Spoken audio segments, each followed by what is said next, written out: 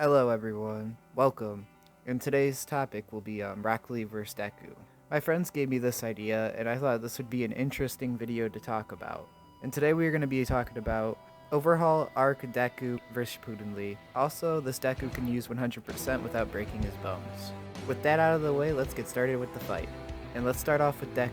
His quirk 1 for all allows him to boost his physical attributes like speed and strength. With his quirk, he developed a form called Full Cowling. Full Cowling allows him to use his quirk on his full body. He's also able to create shockwaves by breaking his fingers and sending a wave of energy to his opponents.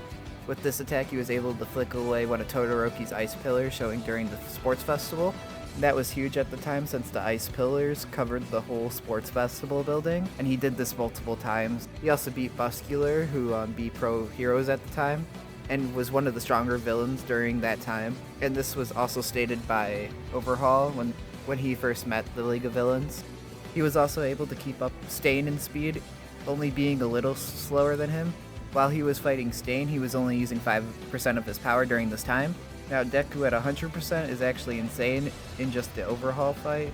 He was shown to be more powerful than Overhaul with 100% full cowling, and in this fight, Overhaul was also destroying the city the whole entire time. This shows that Deku is at least city level during this time. You can also argue that Deku was holding back during this time since he was not trying to destroy most of the city while they were fighting.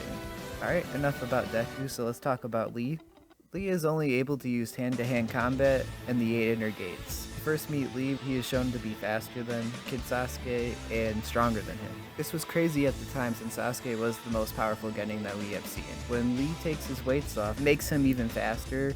This was shown during the fight versus Gaara. He was also fast enough to get past Gaara's sand, which was big at the time because we have never seen anyone get past Gaara's sand before. Now I'm going to begin how powerful he is with the 8 gates. Once he opened the 8 gates, the human eye wasn't able to keep up with him because of how fast he was going. He was so fast that Kakashi needed his Sharingan just to follow his movements. He also gets more powerful as well, shown when he was bouncing around Gaara like a rag doll in their fight. Not only that, making a huge crater into the floor. Not only that, Gaara did have his sand armor up, which makes him a little bit more heavier. Also during this time, Gaara did state that no human can move like this. I'm actually unable to defend myself because of how fast and overwhelming Lee was to him in power and speed. But the thing with the 8 gates, it does take a toll on him. It does tear his muscles apart, so each time he does use it, it takes away a bunch of stamina and how long he can maintain the form compared to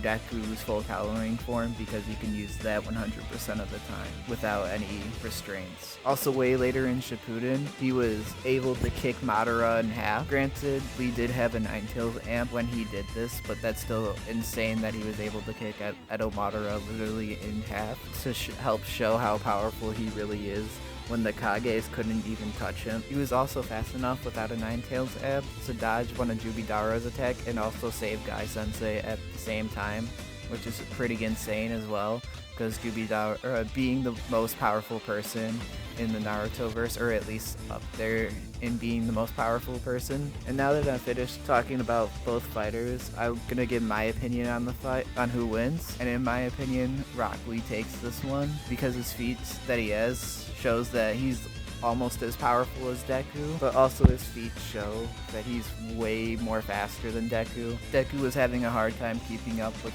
multiple characters like Bakugo and Muscular. Bakugo was also able to react to Deku's attacks compared to when Rock Lee was fighting Gaara.